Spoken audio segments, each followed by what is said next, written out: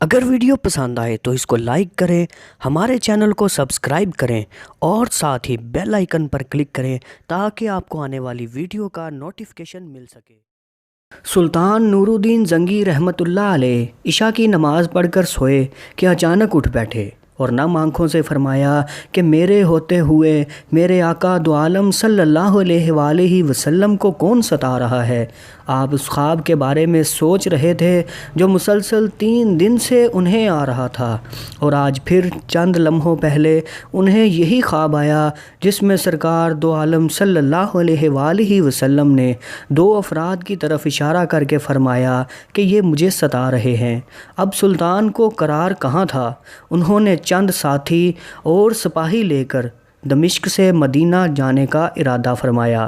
اس وقت دمشق سے مدینہ کا راستہ 20 سے 25 دن کا تھا، مگر آپ نے بغیر آرام کیے یہ راستہ 12 دن میں طے کیا۔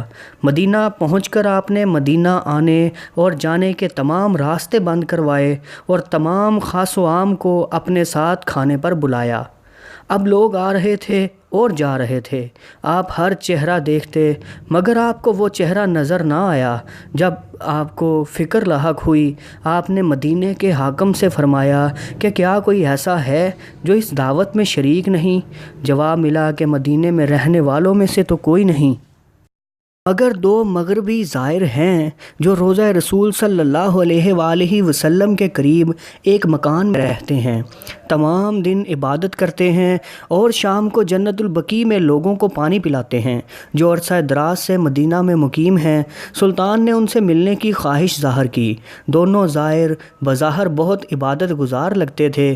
ان کے گھر میں تھا ہی کیا، ایک چٹائی اور 2-4 ضرورت کی اشیاء کہ یکدم سلطان کو چٹائی کے نیچے کا فرش لرزتا محسوس ہوا۔ آپ نے چٹائی ہٹا کے دیکھا تو وہاں ایک سرنگ تھی۔ آپ نے اپنے سپاہی کو سرنگ میں اترنے کا حکم دیا۔ وہ سرنگ میں داخل ہوا اور واپس آ کر بتایا کہ یہ سرنگ نبی پاک صلی اللہ علیہ وآلہ وسلم کی قبر مبارک کی طرف جاتی ہے۔ یہ سن کر سلطان کے چہرے پر غیظ و غضب کی کیفیت طاری ہو گئی۔ آپ نے دونوں زائرین سے پوچھا کہ سچ سچ بتاؤ کہ تم کون ہو؟ حیل و حجت کے بعد انہوں نے بتایا کہ وہ یہودی ہیں اور اپنے قوم کی طرف سے تمہارے پیغمبر کے جسم اقدس کو چوری کرنے پر مامور کیے گئے ہیں۔ سلطان یہ سن کر رونے لگے۔ اسی وقت ان دونوں کی گردنیں اڑا دی گئیں۔ سلطان روتے جاتے اور فرماتے جاتے کہ میرا نصیب کہ پوری دنیا میں سے اس خدمت کے لیے اس غلام کو چنا گیا۔ اس ناپاک سازش کے بعد ضروری تھا کہ ایسی تمام سازشوں کا ہمیشہ کے لیے خاتمہ کیا جائے۔ سلطان نے معمار بلائے اور قبر اقدس کے چاروں طرف خندق کھودنے کا حکم دیا، یہاں تک کہ پانی نکل آیا۔